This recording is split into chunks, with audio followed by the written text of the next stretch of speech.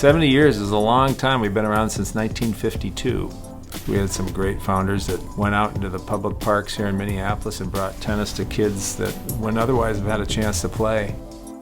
People still have this perception that it's kind of a country club sport, a white man's sport. We have to work hard to let people know, families know, kids know, people of color know. This is a great sport for kids and whole families to play. It starts with the access, meeting kids where they're at, not just emotionally, but also physically. We're taking our tennis coaches and equipment out to where they're at so that they can feel included, they can see themselves in the sport. We want to be able to serve every kid. But when you have a kid that is super talented and super motivated and wants to go far, you want to have a pathway for them too. My mom wanted me to get into tennis at a young age, but I had very little interest in it at first. She basically would hit one ball and sprint. Like, she loved to run. I kind of was like, no, let's keep playing, and pushed it a little bit because I love tennis so much and I thought the program was so great. And I think the coaches really helped kind of get her into it because she would have fun winning the games. I was 5 years old and I was very competitive, so.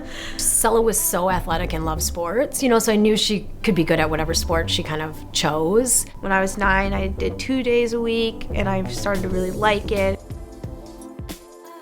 And when she was 10, she did like a team tennis program through InnerCity, and they played country clubs and other teams, and she loved the competition.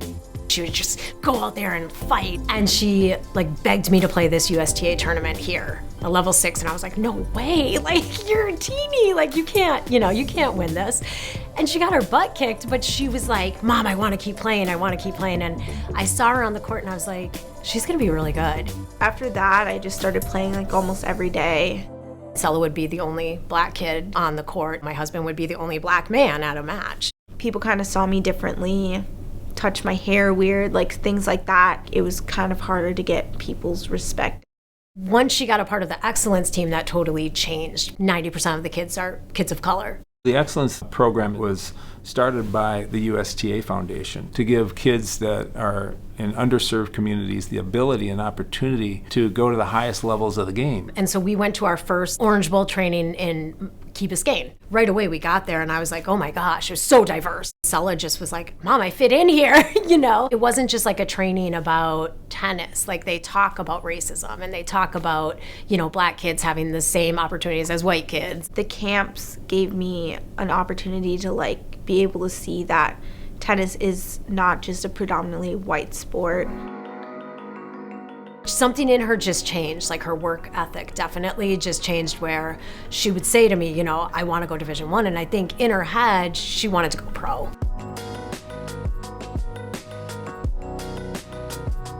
The first time where I really got to know her and interact with her, I just thought she's the sweetest person. She's just so kind. She's very insightful, she's very mature.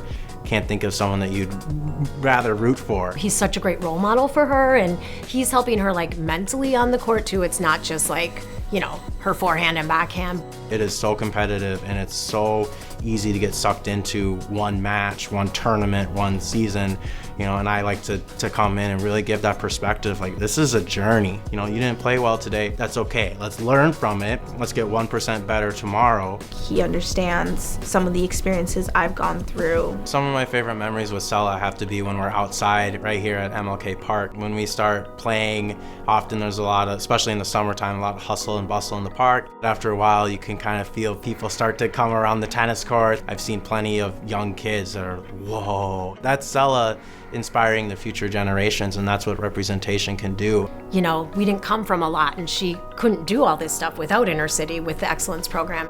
I feel like it's really grounded her and kind of sees wow, I'm so lucky that I have this opportunity. There's just such a strong community about giving back.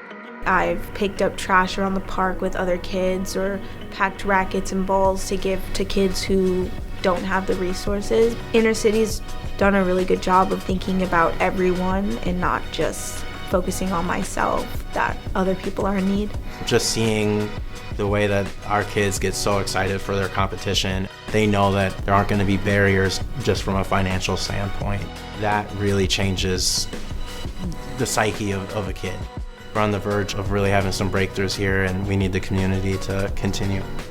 Having Selah and my other kids all come through InnerCity, it's changed our lives. I'm just really grateful for it, like that I've been at ICT and that they believed in me, and I've just got so many opportunities from it.